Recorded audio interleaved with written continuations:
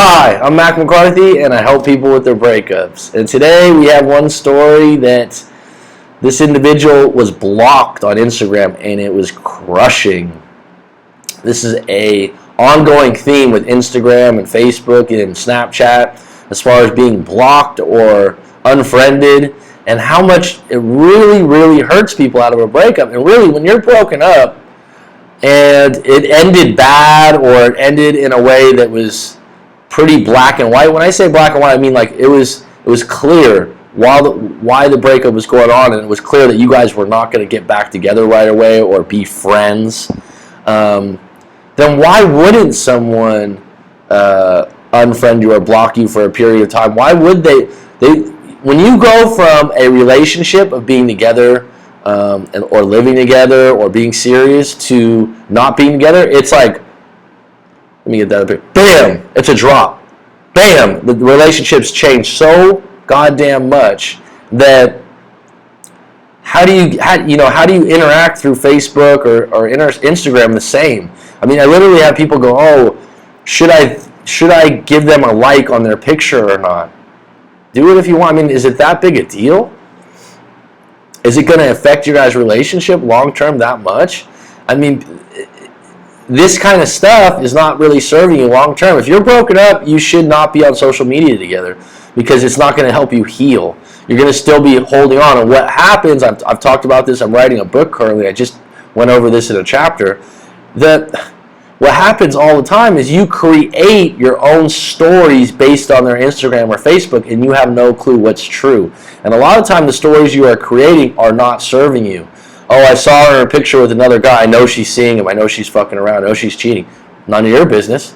You're not with her anymore. And then the next time you run into her or you see her, you think, oh, yeah, I know what you've been up to. No, you don't. You just know what's going on Facebook. What people post on Facebook and Instagram is not exactly who they are 100%. They're not going to post their deep, dark secrets or their open feelings. You know, some do, but most don't. Let's just put it that way. Agree or not agree? So, let's move on and get into this. Alright. Hey Mac, been watching some of your vids lately. Really enjoy your advice. Thank you for supporting the channel. I appreciate it. But I need help in my situation. Me and this girl were dating each other for 8 months. We had some great times together and we seemed really into each other. We never went official as boyfriend and girlfriend. I only asked her once about 4 months in, and she said she was dealing with stuff and she wasn't ready yet, which I was fine with. A month or so later, she told me that she suffered with depression and anxiety. I told her not to feel ashamed and that I would be there for her no matter what. Things were fine and she seemed happy and she could talk about it with me. But as time went on, I noticed that she started becoming distant and didn't want to see each other as much anymore. By the way, Sorry, I lost my place. But as time went on, I noticed she started becoming distant and didn't want to see each other as much anymore. And by the way, we only see each other once a week as I'm in college and she's doing nothing at the minute, plus smokes a lot of pot. Okay. You're only seeing each other once a week, so your relationship over 8 months, only seeing each other once a week, it's almost like a long-distance relationship in a lot of ways. That's not a lot of contact. Some people might like it that way. It's almost like you're seeing each other. But in a real relationship where you're boyfriend and girlfriend and you're official, usually you see each other a little bit more often than that. Depression and anxiety is not a curse or something you cannot work on or deal with.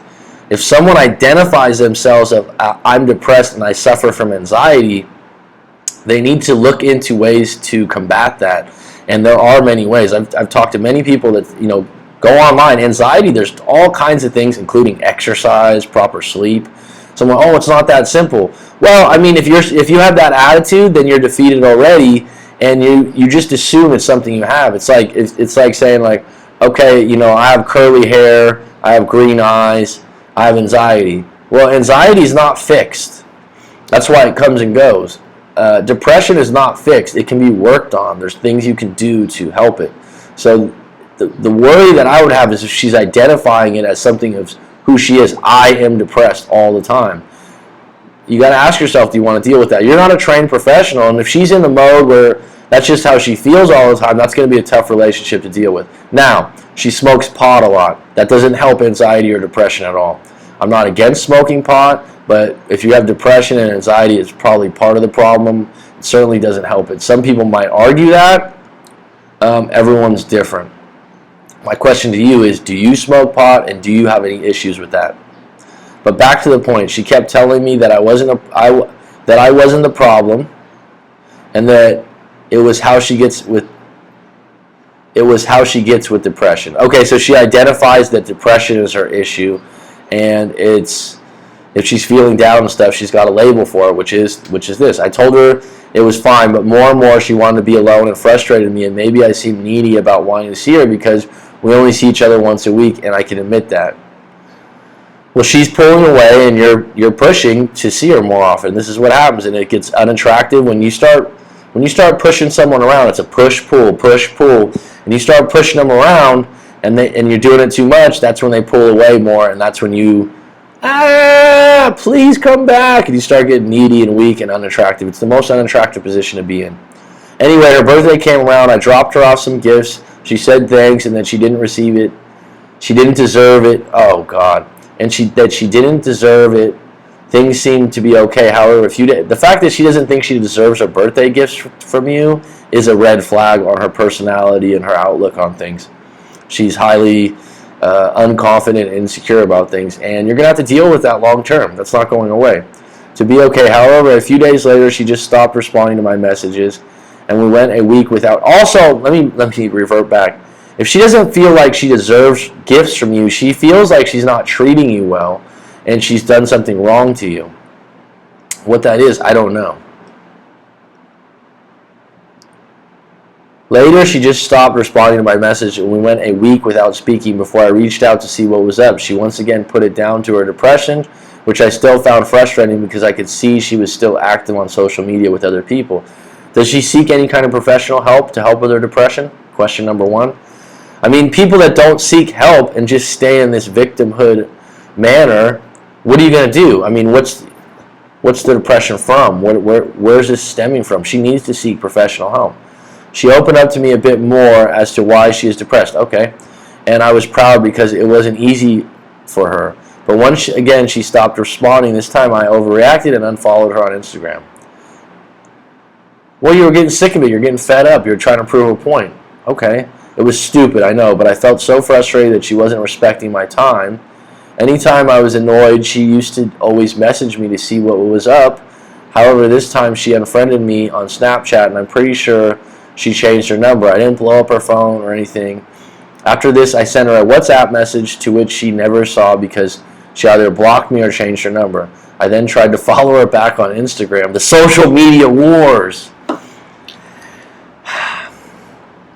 And she didn't follow back, so I took that she didn't want to see me again. That's weak and needy behavior. I took that as she didn't want to see me again. I was crushed. You're the one that started the social media wars. I left her one message saying that ignoring me the way she did was pretty shitty. I told her she ghosted me, but I left the message saying I hope she gets better and that anyone she meets in the future to not do them what she did to me. What did she do to you?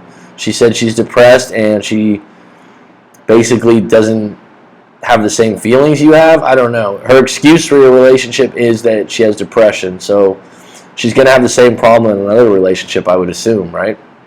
I hope she gets better and anyone. I finished off by saying she's not a bad person. She didn't even have to reply to that message. I said that I was going to try and get her to stay with me as well. Weak and needy behavior. She hasn't done anything that would deserve you to chase her. I'm not sure why you're chasing her and saying like, 1 minute, this is passive-aggressive behavior by yourself because you're confused. You don't understand. 1 minute you want her back, 1 minute you're fed up. The bottom line is the problem that she has right now, unless she seeks professional help, is not going away. This titter-tatter and back and forth is going to continue on, and it's not going to be a good relationship for you. About 3 weeks after sending her that message on Instagram, she blocked me once again. I was crushed. You shouldn't be crushed because she blocked you on Instagram. She's not on Facebook or Twitter, so I meant she blocked me off social media. Take it as a sign. Take it as transparency about her feelings. Move on. I know that's harsh, but that's why you come to my channel. That's why you write it. You want an honest, unbiased take. Take that as a cue. Yeah, it hurt you, but go, all right, I don't want to feel this feeling again. I don't want to go back and forth. I don't want to be in this gray area. Look, she doesn't want to contact me. She's hard to deal with. She's got a lot of stuff going on. Maybe it's time for me to block her from social media and move on and deal with the pain for a little bit and get my life back on deck.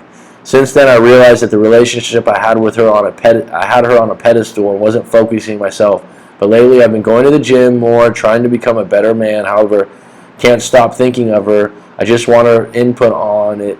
I just want your input on it because I think us splitting will be good for both of us because I need to work on myself. She probably okay. Once you split up, you send me this note. I'm not particularly worried about her. I don't know her. I don't know her background. So I'm just going to focus on you right now, and you should do the same. Once she blocked you, you're worried about yourself, improving yourself, going to the gym, getting your life back on deck, and you just mentioned you put her on a pedestal.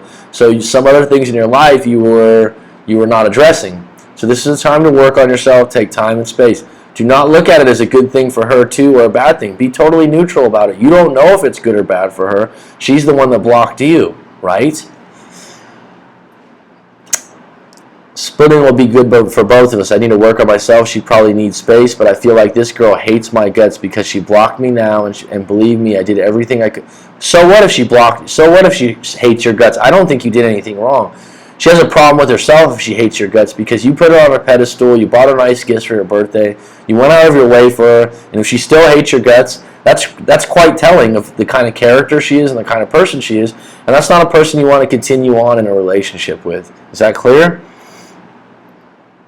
She blocked me now. Believe me, I did everything I could. I did everything I could to help her, even doing extra research on depression and how to help people with it. Look, sometimes people that are in depression or have anxiety don't really want help. They identify with it. They feel like that's their way of life, and she needs to want to have help with it. She needs to seek help on her own. You're not in that position to tell her to deal with it, and she might not be ready to deal with it. I'm not going to contact her again, but I want to know, do you think she will get back in touch with me, or is all hope lost? It's very possible with this back and forth relationship and the way she acts that she will contact you again, but I would say to move on with your life and start dating again, and I don't think this relationship in any shape or form at this point would be a good one for you.